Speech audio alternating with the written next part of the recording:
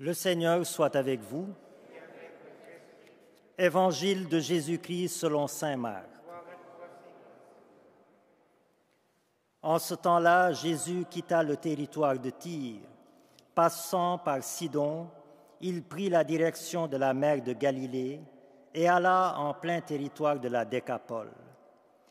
Des gens lui amenèrent un sourd qui avait aussi de la difficulté à parler et supplie Jésus de poser la main sur lui. Jésus l'emmena à l'écart, loin de la foule, lui mit les doigts dans les oreilles et avec sa salive lui toucha sa langue.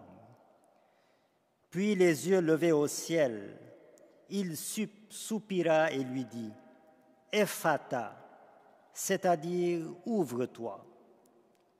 Ses oreilles s'ouvrirent, sa langue se délia et il parlait correctement. Alors Jésus leur ordonna de n'en rien dire à personne, mais plus il leur donnait cet ordre, plus ceux-ci le proclamaient. Extrêmement frappé, il disait « Il a bien fait toutes choses, il fait entendre les sourds et parler les muets. » Acclamons la parole de Dieu.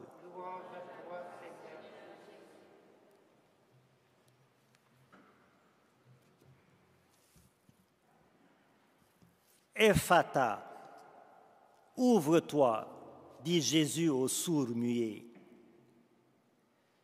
Ouvre tes oreilles pour entendre la parole de Dieu et ouvre ta bouche pour proclamer la parole de Dieu. Ephata, ouvre-toi, dit Jésus, aux sourds muets de notre monde qui sont fermés à Dieu.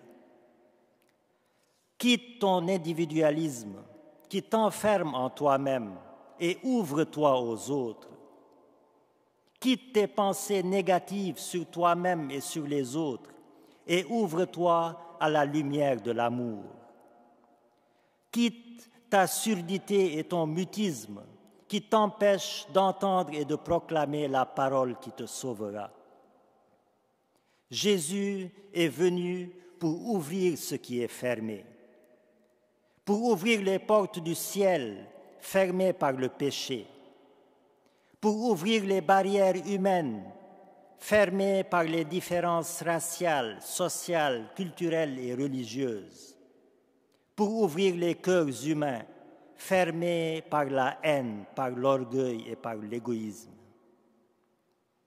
Jésus est la clé qui ouvre ce qui est fermé. Il est en même temps la porte et la clé qui ouvre cette porte.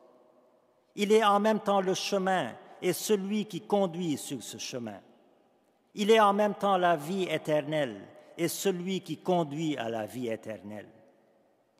L'être humain qui a perdu la clé de la vie, c'est-à-dire qui a perdu Jésus-Christ, devient un sourd muet. Il n'entend plus la voix de l'espérance et il ne sait plus parler de paix et d'amour à son prochain.